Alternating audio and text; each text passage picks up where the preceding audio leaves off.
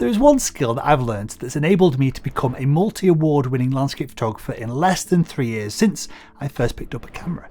And it's not a new piece of gear, it's not even an editing technique, it's something that you can learn for free by watching this very video.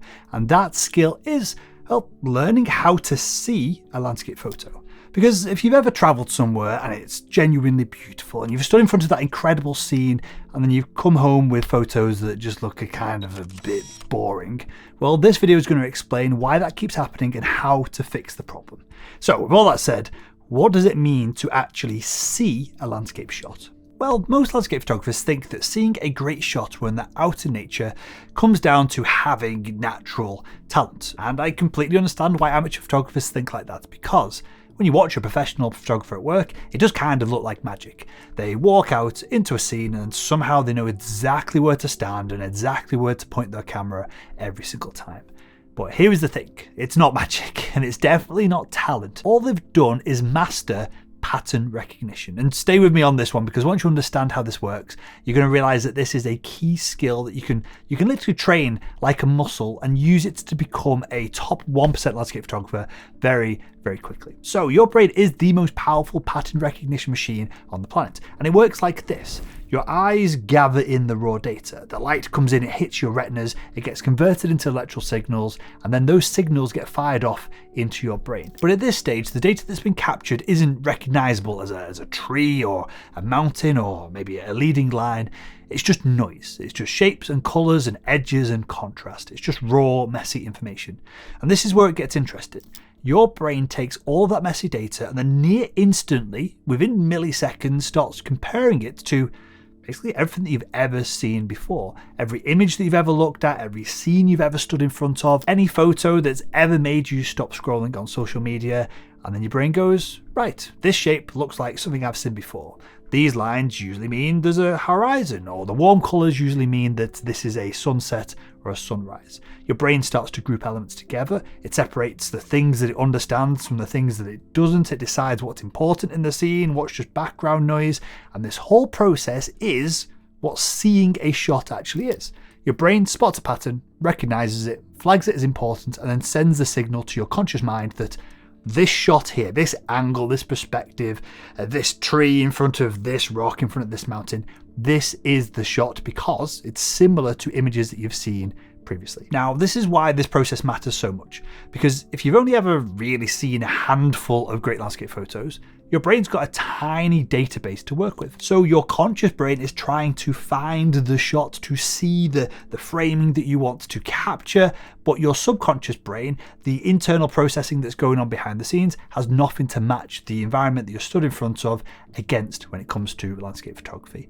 And this is where amateur photographers get frustrated, because well, it's obvious that you're in a beautiful location, but and I've been there myself, right? When I first got started, it is truly frustrating to be stood there somewhere potentially even awe-inspiring, and then you just resort to a wide-angle shot capturing everything in there because you don't really know what to focus on, and that rarely works. The professionals, on the other hand, well, they've studied thousands or tens or even hundreds of thousands of landscape photos, and so the patterns that make up what a stunning composition is are deeply embedded in their brains. They've basically got this massive library of shots to compare against, and so when they arrive at their location, they seemingly have no trouble finding the shot. And the most beautiful part about this process is that it creates a really positive, fast-acting feedback loop. The more patterns that you feed your brain, the more you start recognizing them out in the field, out in nature, and so the more images that you capture, which creates more patterns, the more you recognize them, and the better your photos get. And this is a rapid iterative loop to massive improvement with your landscape photography. It all compounds very quickly if you just take the time to get that initial feedback loop started in the first place. So the question becomes, how do you actually build this database inside your brain so that you can start seeing the shots that you're currently blind to? Well, there are 3 parts to the process. First off, you need to build the pattern library itself. Then you need to be in the right place at the right time to use it. And then third, you need a step-by-step framework for searching for these compositions once you're in the right location at the right moment for this magic to all come together to create a beautiful wall-worthy landscape photo. So let me walk you through these 3 steps, and I'm going to save you a decade of trial and error of trying to work this out for yourself. Okay, so let me show you something interesting. Take a look at these 2 images.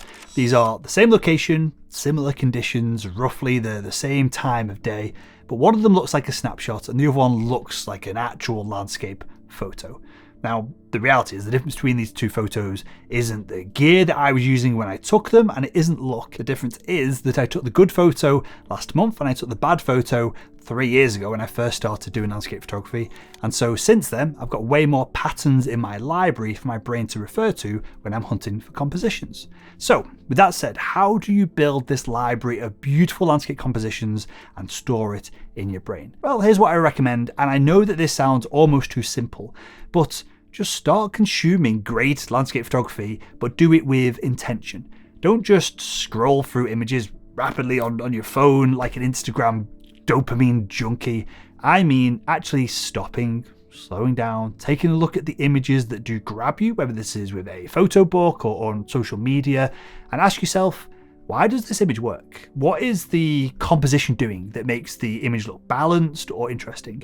Where is the light coming from? What's in the foreground versus the background? What did the photographer choose to leave out of the frame, not just what they included within it? And let me give you an example here, right? One of my favorite photographers is Mark Adamus. He's an absolute legend in the world of landscape photography, and I'll leave a link to his website in the video description. But if we quickly look at a couple of his recent images with a little bit of contemplation on his composition, you can see that in this photo, he's shooting an hour or so after sunrise or sunset due to the angle and the color of the sun in the sky, which is something that I need to do more of as I reflect on this image myself, because I'm usually shooting literally at sunrise or sunset. And he's carefully positioned each of the elements in the shot so that there's minimal overlap between them, with this beautiful fadings of atmospheric haze leading towards the back of the frame. And with this image, he's shot with a telephoto lens during what looks like a quite harsh, light, bright day, and he's captured sweeping lines and a contrast of colour between the blue of the water and the brown of the earth, which makes a nice image, right? But what I take away from this photo when I sit and contemplate on it is that there is probably a big sodding mountain in the background of this scene. And that's what I would be drawn to if I was stood in front of it. That's probably what I would be shooting. But by studying this photo, I've now got a new pattern to be stored in my brain of probably a better image that might be in the foreground of my shot that I may shoot now of a telephoto when I'm in a situation similar to this one. And that's pretty cool, right? Now, building a library of landscape patterns is absolutely critical to being able to see and then capture amazing compositions when you're out shooting in the field. But here's the problem. None of that matters if you're standing in front of the right scene at the wrong time. Okay, so this is the thing that most photographers completely overlook. And honestly, I think this is the real reason that most photographers come home disappointed from more shoots than not. And it is down to the fact that you can have the best pattern recognition in the world. You can be an absolute master of composition. But if you rock up to a location with flat, boring light with nothing interesting happening in the sky, you're probably fighting a losing battle. And this used to happen to me all of the time. I'd pick a day to go out that the weather app said would be sunny and a little bit cloudy, hoping that there'd be some gaps in the clouds for the sun to pop through. And then I'd even go as far as double checking this on a weather app called Clear Outside that I used to use all of the time. That shows you the cloud layers. So again, this would be an attempt to make sure that there'd be some dynamic light on the day. And then, of course, as you've probably experienced, more often than not, things wouldn't pan out.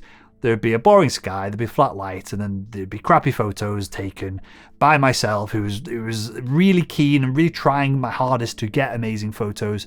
And I'd be taking photos like this, and I'd be really disappointed. And this experience of the weather conditions letting me down time after time after time taught me something that I now consider to be just as important as composition or exposure or any other technical skill that we need to have to create beautiful landscape photos. And that is that one of the key pillars to consistently capturing professional level landscape photos is the ability to predict the weather conditions at your shooting location accurately. This is the key thing here, accurately predict them before you even leave the house.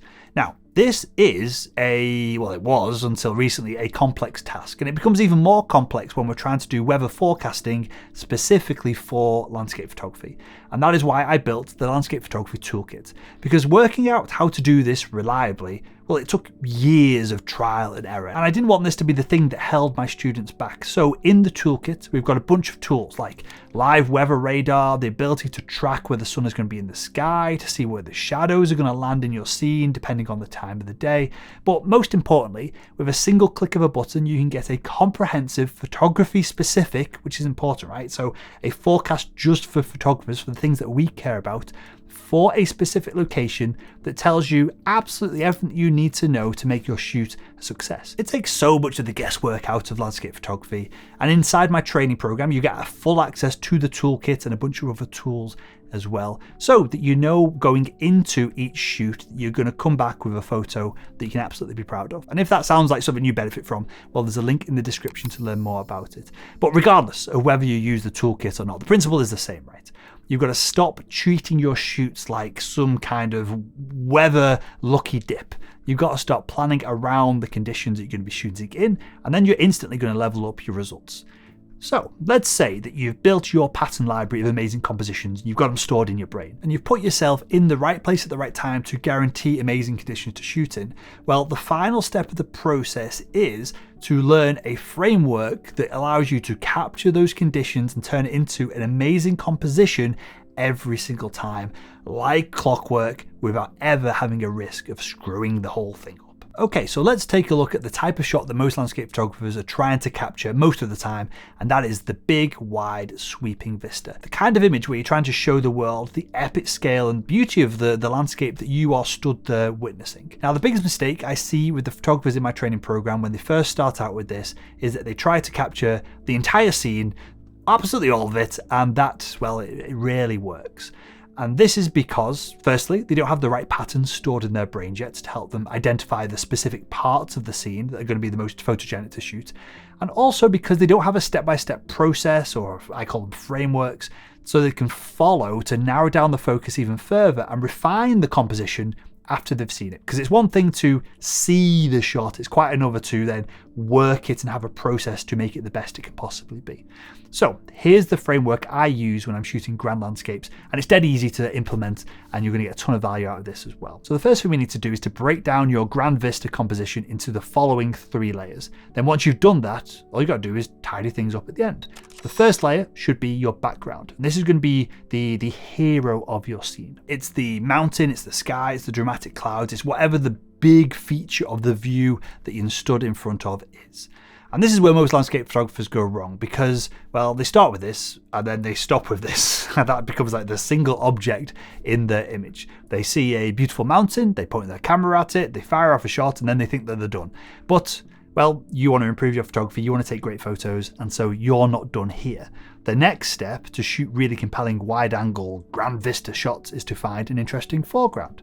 And the foreground is what gives you depth into your image. It's what allows the image to feel like the viewer could step into it. And this is where most amateur photographers, their images tend to fall apart because, well, they're just nothing at the front of the frame. It ends up just being a bit of dirt or a bit of grass. We need to have something at the bottom of the frame in the foreground that at least is as epic and as interesting as the background for the whole image to work together. And then finally, it's not enough to just have an interesting background and an eye-catching foreground.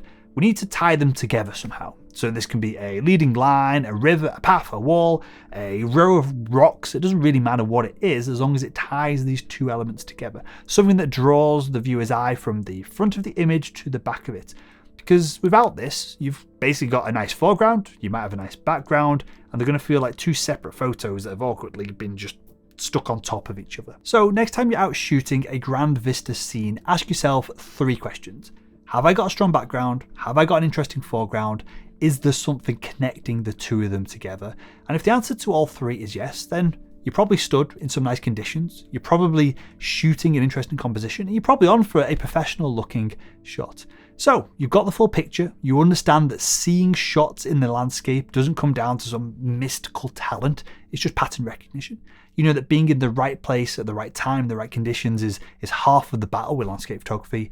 And you've now got a system for building a composition, for really shaping it and refining it when you're shooting grand vista scenes. And if you want the shortcuts to this whole process and you want to start taking professional level photos in the next few weeks rather than the next few decades, well, I cover all of this and more in my training program, where I show you how to use the landscape photography toolkit to not just forecast conditions, but to scout locations and a whole bunch of other things as well. So click the link in the description if you want to learn more about that.